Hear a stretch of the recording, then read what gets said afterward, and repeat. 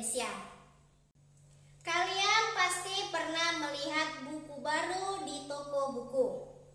Buku baru tersebut ada juga yang ditulis sebagai resensi.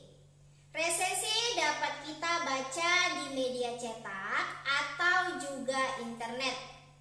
Apa sih resensi itu? Secara etimologis, resensi berasal dari bahasa Latin, yaitu recensio atau recenser, yang artinya meninjau, menimbang, atau menilai. Resensi mengacu pada hal yang sama, yakni mengulas suatu karya.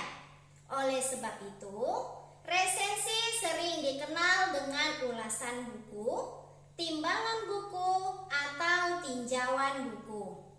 Menulis resensi adalah salah satu upaya memperkenalkan buku kepada orang lain yang belum membaca buku tersebut. Sehingga setelah membaca resensi, pembaca resensi akan tergerak untuk membaca karya yang ditulis tersebut. Berdasarkan pendapat beberapa ahli, resensi merupakan tulisan yang isinya menimbang atau menilai sebuah karya yang dikarang atau dicipta orang lain.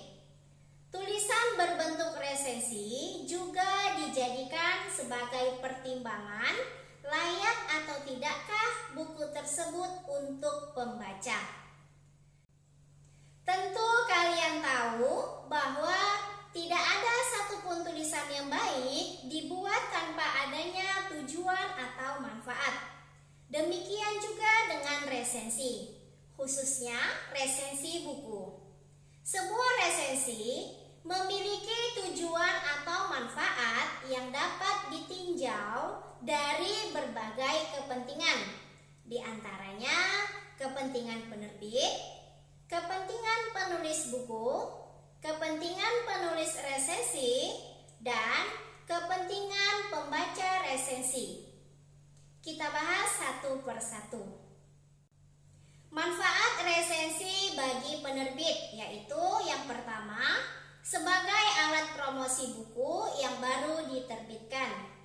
Dua, untuk mendapatkan keuntungan finansial.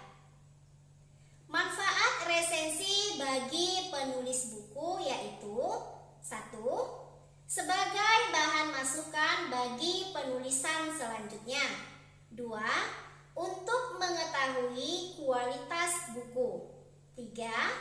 Untuk menambah pendapatan. Manfaat resensi bagi penulis resensi. Yang pertama, menambah wawasan penulis. Kedua, meningkatkan kemampuan membaca dan menulis. 3. Meningkatkan kemampuan dalam memberi penilaian pada suatu karya. 4. Mendapat keuntungan finansial. Manfaat resensi bagi pembaca resensi. 1. Mendapatkan informasi atau pemahaman yang cukup tentang isi sebuah buku.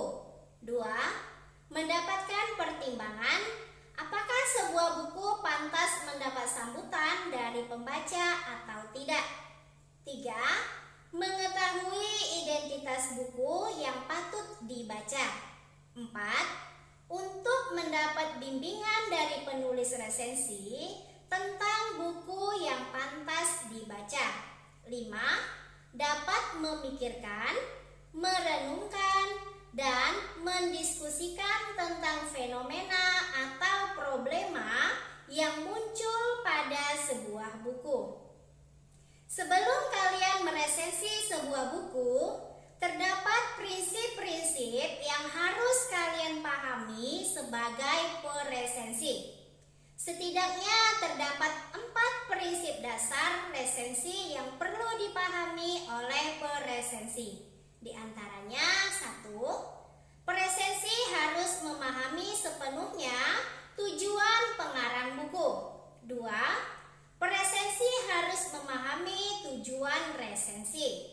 3. Peresensi harus memahami latar belakang pembaca. pembaca.